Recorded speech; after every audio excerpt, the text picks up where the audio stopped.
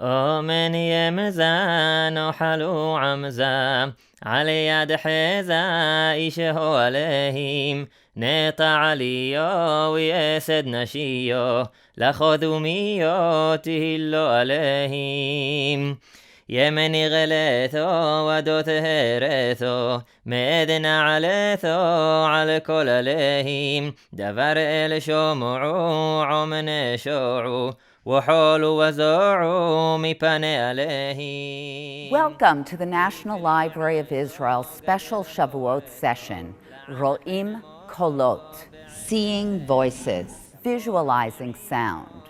We will continue to hear from Dr. Tom Fogel, who is recording piyyutim for Shavuot in the Yemenite tradition. These recordings will become a permanent part of the library's sound archive. You will soon hear from Dr. Gila Flam, head of the Music and Sound Collection, and then a shiur with Rabbi Dr. Tzvi Leshem, head of the Gershom Shalom Reading Room, the world's largest collection of Jewish mysticism. Some of you may already be familiar with the National Library of Israel and its treasures. We are not only the National Library of Israel, but also of the Jewish people worldwide. This is your library. The library has recently embarked upon an ambitious initiative to transform itself from Israel's leading research library into a cutting-edge global center at the forefront of knowledge dissemination and cultural creativity. This transformative renewal is being driven by the principle of opening access to our unparalleled collections and is taking place through a wide range of cultural, educational, and technological initiatives, as well as through the construction of our new home, the landmark campus in the heart of Jerusalem, adjacent to the Knesset.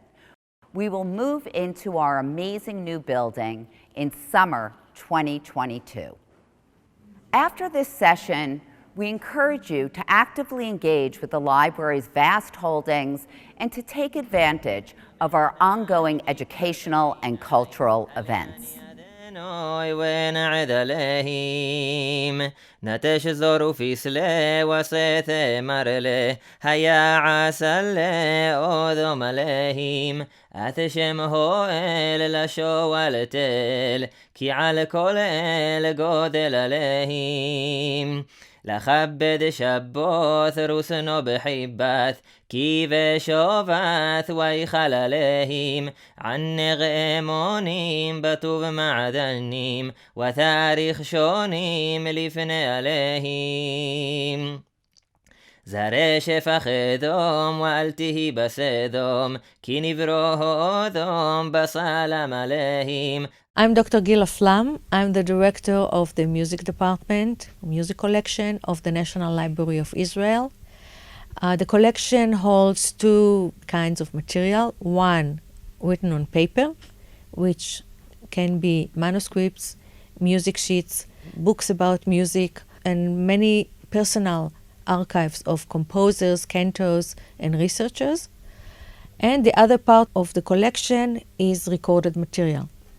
The recorded material is based on ethnographic recordings that we have made throughout our existence, and people from around the world can listen to Yemenite prayers, Ashkenazi prayers, to wedding music, klezmer music, very rare traditions that have been lost. So this is a very, very unique and I would say also moving collection of voices. And soon we will record a very rare tradition for Shavuot by a Yemenite singer who knows the tradition.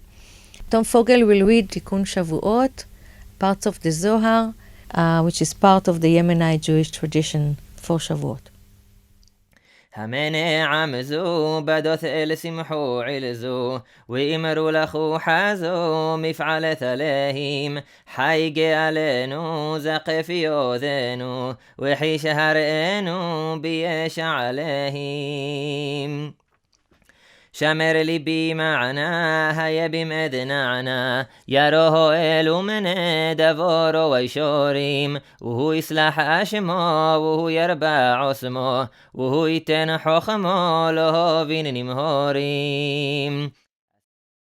Shalom. Welcome to the National Library of Israel, where we are standing in front of the beautiful Ardon windows, which feature in the center the spiritual chart of the Sfirot, the 10 attributes of God, which stand in a major point of Jewish mystical tradition, which will relate to the shi'ur that we're going to have in a few minutes about a mystical portion of the Torah. Before doing that, we're going to go into the Gershom Sholem collection for Kabbalah and Hasidism, where we will have a look at the first edition of the Sefer HaZohar, the Book of Splendor, which is the most important book of the Jewish mystical tradition. Please come with me.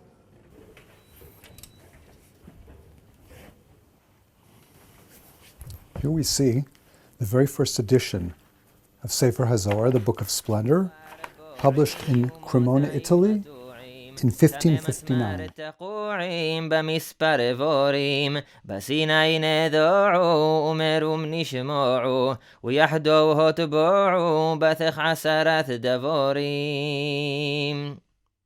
We're about to study together one of the most enigmatic verses in the Torah, where we're told that the people of Am Yisrael were able to see sounds, or perhaps to visualize voices, as we'll begin to explore in the Kabbalistic and Hasidic interpretations. The verse is in Shmot Kaf Taf Vav 20:15 and states as follows: V'kol ha'am ro'im et ha'kolot ve'et ha'lepidim ve'et kol ha'shofar ve'et ha'har ashen v'yar ha'am v'yanu'u v'yamdu merachok. Which translates, more or less, because it depends on how you understand the verse, how to translate it, all of the people saw the voices and lightning, and all the people who saw it fell backwards and stood at a distance. And of course, the big question we need to explore here is, what does it mean, ro'im et kolot, to see voices or to see sounds? Something which is normally not done. I usually see visions and hear sounds. The greatest commentary of all times, Rashi, tells us immediately the following: Ro'im et kolot, ro'im et hanishma, she'i efshar lir'ot b'makom acher. They saw that which is heard, which is impossible to hear in any other situation. This is an example of what's called in English synesthesia, which I'd like to read now the dictionary definition of: the production of a sense impression relating to one sense or part of the body by stimulation of another sense or part of the body. In other words, being able to see sounds, hear voices, touch smells, smell textures, etc. Okay. Rashi gives us another definition here as well, another interpretation. He says, Ro'im et kolot. What are the kolot? What are the sounds? Hayotzin mipi hagvura. Those that come from the mouth of the powerful one, in other words, from God's mouth. If it was unclear what sounds people were seeing, Rashi tells us they were seeing God's voice. Now, how does that work? Well, the Ibn Ezra, another great medieval commentator, says as follows: Ki kol hargashot mitchabrot l'makom echad. All of the feelings, or all of the sensory perceptions, were somehow combined into one place. Somehow or other, the Ibn Ezra seems to be suggesting, and we'll see this in more detail in other commentators, that Am Yisrael at Matan Torah had an experience in which they were, let's say, uplifted to a reality in which the normal division into different sensory perceptions of sight, taste, smell, vision, etc., were really not there. They were in a place where all was one, where all was united. And therefore, the same way that you can see a sight, you can see a sound, or perhaps hear a sight. It's all one in that place.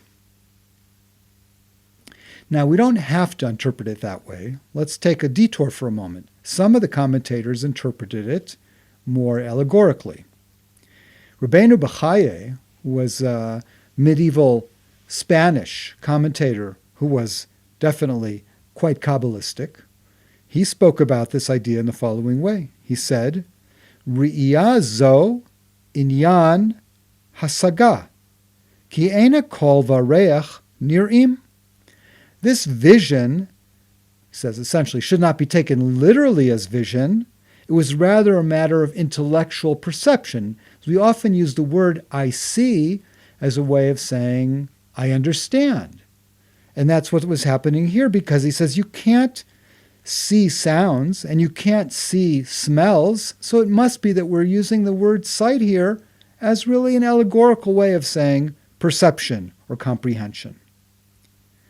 But then he backtracks from that and does give us a more literal interpretation, saying, O Yomar, alternatively, Ro'im, they saw, Lefi shahaya hakol ba ba'esh, v'hayu ro'im et ha'esh. Actually, what was happening was God's voice was coming out from the mountain in the form of fire. We'll see more detail on this shortly. And they were seeing the fire. So it's not so much that they saw a sound. That's maybe not the dramatic change here. The dramatic change here is that God's voice, a sound, had an appearance to it. It appeared as fire, and that's what they were able to see. Vayu ro'im et ha'esh. They were seeing the fire that somehow was manifested with God's talking. Jumping ahead several hundred years, I'd like to quote from the Netziv of Volozhin, Rosh Yeshiva of Volozhin, the great Lithuanian Rosh Yeshiva of the 19th century, who says in his commentary, Emek Davar, Lo bekolot shel ra'amim. We're not talking about the sounds of thunder that presumably were present. Ella, bekol shel aseret hadibrot. We're talking about the seeing of the sounds of God speaking the Ten Commandments. Shaya kol Hashem bekoach ubehedar. God's voice came out with great power and beauty. Ubekol yatsu nitzotzot esh v'lepidim kumo otiot hadibur. How did God's voice come out also visually? It came out as sparks of fire and flames, or torches perhaps, like the letters of the words. In other words, the Netziv understands the idea that God's voice came out as fire, that the letters that make up the Ten Commandments, the Aseret HaDibrot, were visually apparent as letters of flame, presumably flying through the darkness of the night, and that's what people were able to see, I guess simultaneously while hearing God's voice. Very powerful image. And this image now, if we move to a more Kabbalistic interpretation, becomes even more dramatic in the words of the Ari, of Rabbi Yitzchak Luria, the great Kabbalist from Tzfat from the 16th century, who's quoted in Sefer HaLikutim, one of the books of his teachings, as saying as follows, Ro'im et hanishma. They saw that which is generally heard. Shayu ro'im et hadibur. They saw God's speech. Shahaya ba umenashekotam al pihem. The letters of God's speech would fly through the air to each person present and kiss them on the lips. Vayomer mekableni ata alecha. And the words of God would, flying through the air like angels, I guess, and kissing each person on the lips, say, do you receive me? Do you agree to keep the Ten Commandments? Kamo malach, like an angel. A very, very powerful, dramatic image the Ari paints for us. The words of God and the Ten Commandments simultaneously are spoken, simultaneously are visual, presumably in a fiery form, but not only that, they come flying through the air, kiss each and every person on the lips, and ask if they're acceptable. Presumably the answer is yes.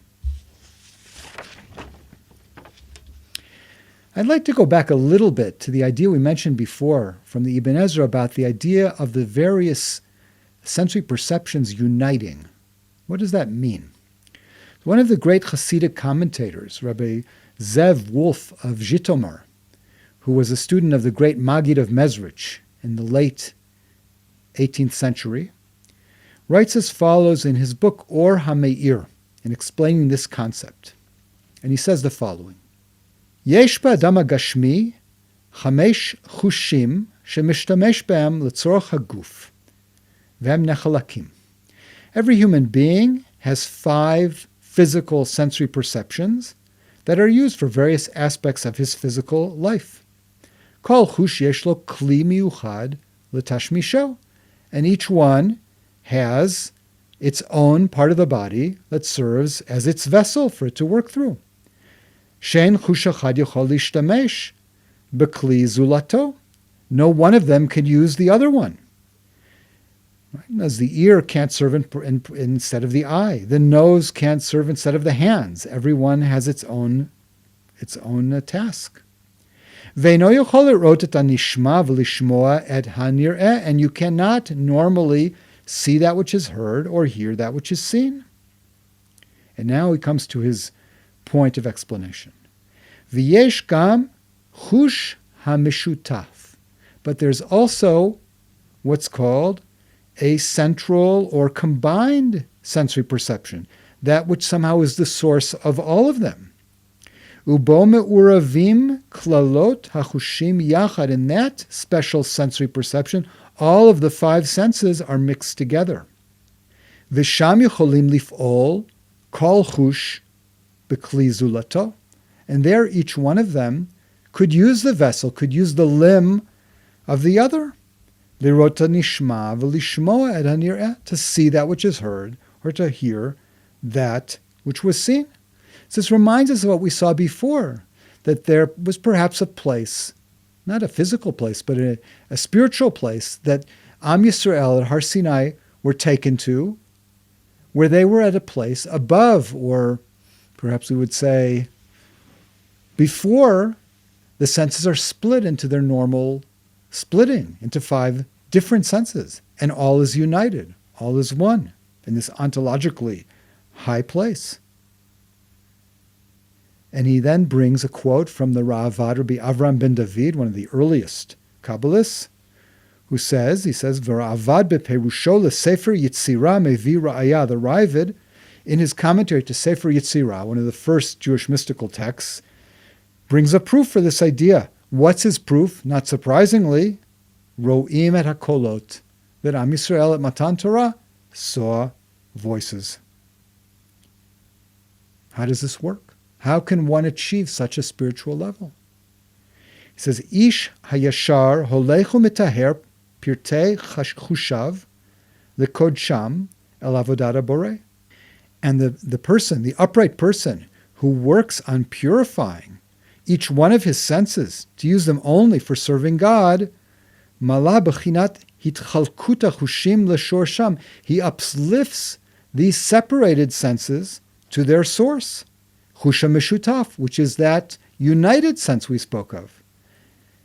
And that's exactly what happened at Har Sinai, as he says, b'ma'amad kadosh, Kabbalat Torah, that holy experience of receiving the Torah, zachu kol Yisrael lirot et hanishma. All of Am Yisrael had that experience of going to that original, primary, unified source of senses, and were able thus to see sounds.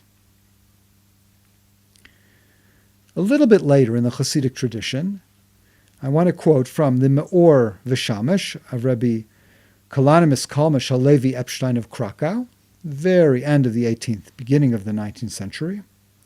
And he writes as follows. And he changes what we've seen so far to a different interpretation. Ru'ua kolot shelahem shamru na'aseh v'nishma. According to the Me'or V'Shamesh, the people didn't see the voice of God speaking the 10 Commandments. The people saw their own voices, What are their own voices? What did Am Yisrael say at Matan Torah? They said, Naaseh v'nishma. We will do and we will listen. We will follow the commandments and we will hear the commandments. Okay? Without going into that topic, which is a very big topic, what is the meaning of Naaseh v'nishma? He says, that is what they saw. V'ra'u tzirufim shenasu al yedei amiratam. They saw the combinations of the letters created by their own speaking. V'gama melachim shenivra'u al yedei tzirufei otiot shel kolot shelahem. And they saw angels that were created by the letter combinations that they spoke. V'halipidim, if you remember, the verse said that there were torches that were seen. What were those torches? Et halipidim hainu hitlahavut shelahem. They saw their own spiritual ecstasy taking form in the form of fiery torches. Shahayu ro'im ma shehem ba'atzmam hayu mashmi'im bekolam shamru naaseh v'nishma. They saw that which they themselves created by the words they spoke of Naaseh v'nishma, we will do and we will listen. So we have a radical different interpretation here. Up till now, everyone has assumed that what we saw at Mount Sinai was the voice of God.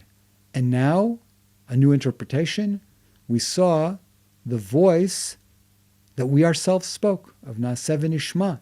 And that in itself created visual images which we were able to see. I'd like to conclude with a much later source from the book Derech HaMelech of the Rebbe Kalonymus Kalmish Shapira of Piasetzna, who was a great-great-grandson of the Me'or V'Shamash, and who is famous for having been martyred in the Holocaust after serving as the Rebbe of the Warsaw Ghetto.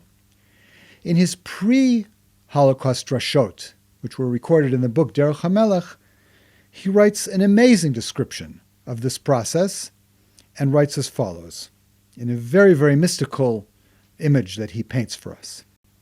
V'nit'alu v'nitkadshu Yisrael kol kach. Am Yisrael at Matan Torah were so elevated and so sanctified, nitabchu la'otiot shel mala midavar Hashem shediber alehem b'kabbalat haTorah.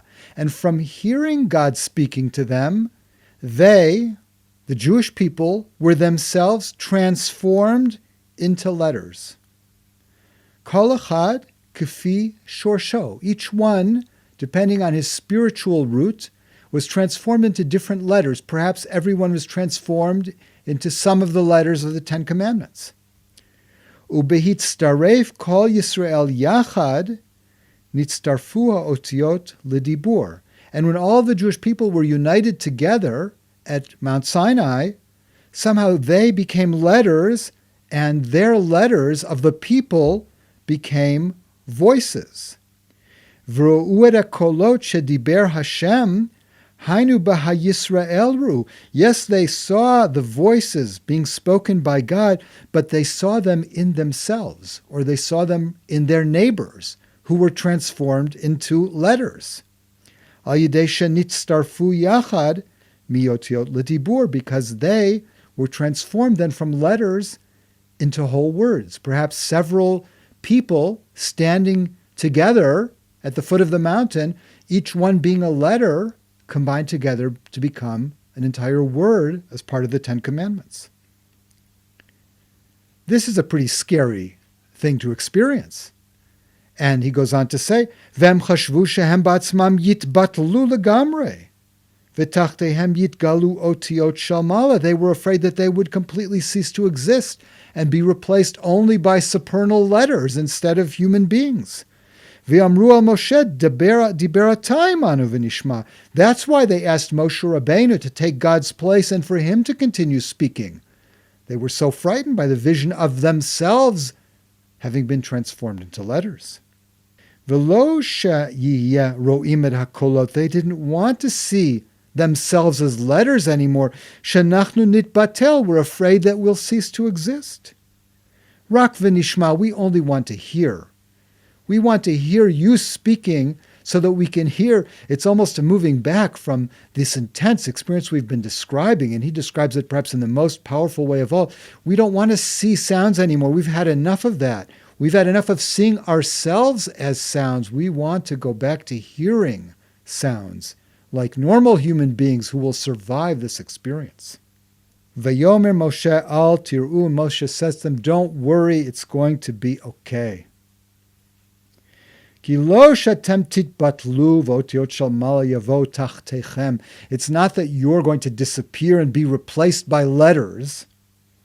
Rak shatem titalu v'titavu la'otiot shel mala.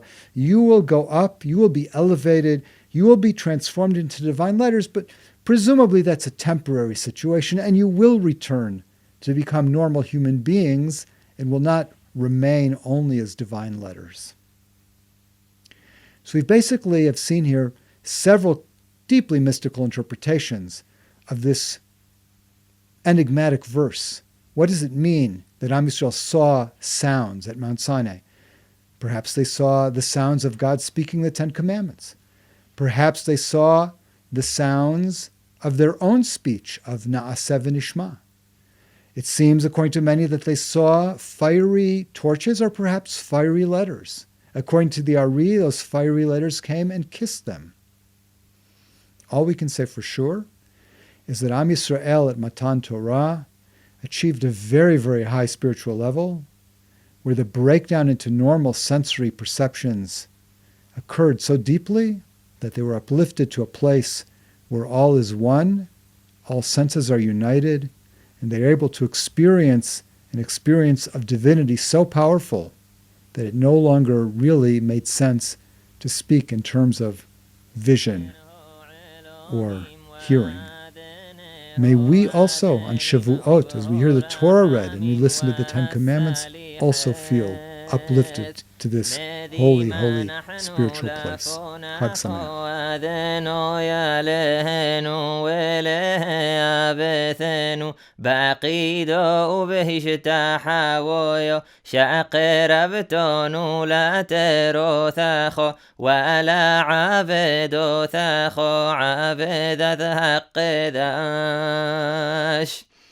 ونوثت نوح لقباس ذات تروث أخوها قادش مونو ما حينو أشر عوسيثو عمونو حسد قوذ الكزام عليكنا نحن مبيلي متاحانون نولافوناخو شاتم حلواتي سلح لاخو لحط ثنو وعاون ثنو واليه وعاون ثنو مبديلم بيننو لابناخو وبخنيه روسن ملافوناخو أذنو يالهنو إله أبثنو شتا خنن لابوبنو ليرؤثاخو وأهبوثاخو